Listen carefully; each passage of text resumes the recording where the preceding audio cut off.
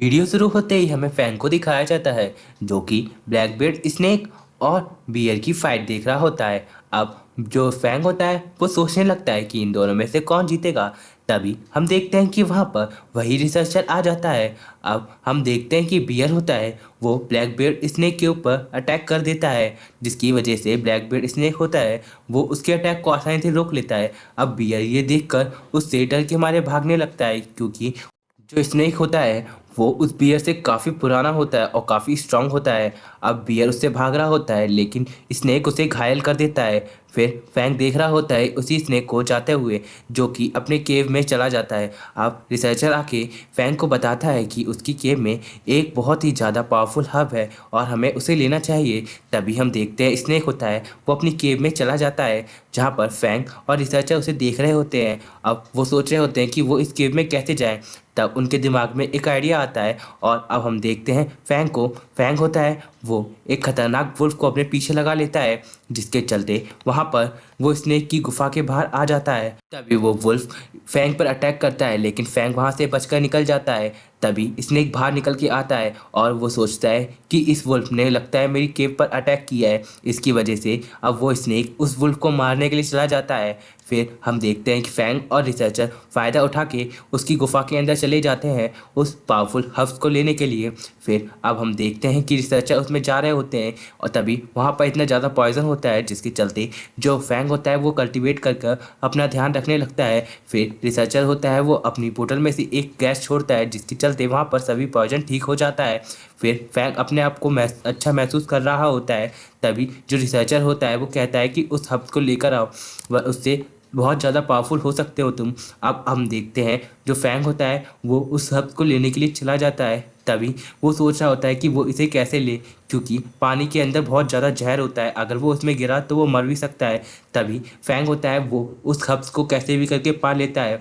फिर हम देखते हैं जो रिसर्चर होता है वो फैंग से कुछ कहता है और फैंग उसे अपने डिब्बे में रख लेता है।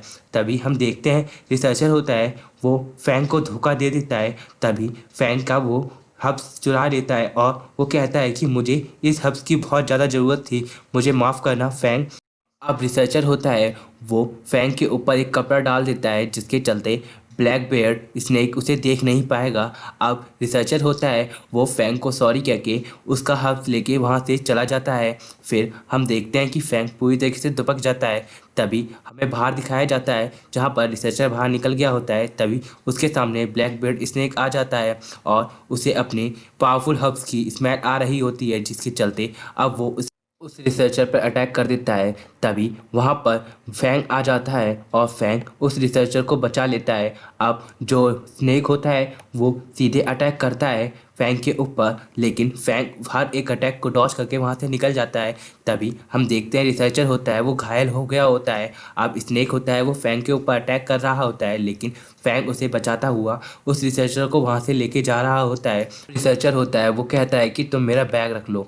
तभी फैंग उसका बैग रख लेता है और उसको साइड में कर देता है, जिसके चलते उसे चोट ना आए। फिर अब हम देखते हैं फैंग होता है वो उस स्नेक से फाइट करने लगता है और अपने गोल्डन पाम का अटैक करके उसे रोकने लगता है, लेकिन जो स्नेक होता है वो बहुत पावरफुल होता है। फैंग और स्नेक की काफ़ी अच्छी फाइट हो जाती है। तभी फैंग वहाँ से भागने की सोचता है और जो फैंग होता है वो वहाँ से भाग जाता है, लेकिन उसकी जेब से कुछ गिर जाता है।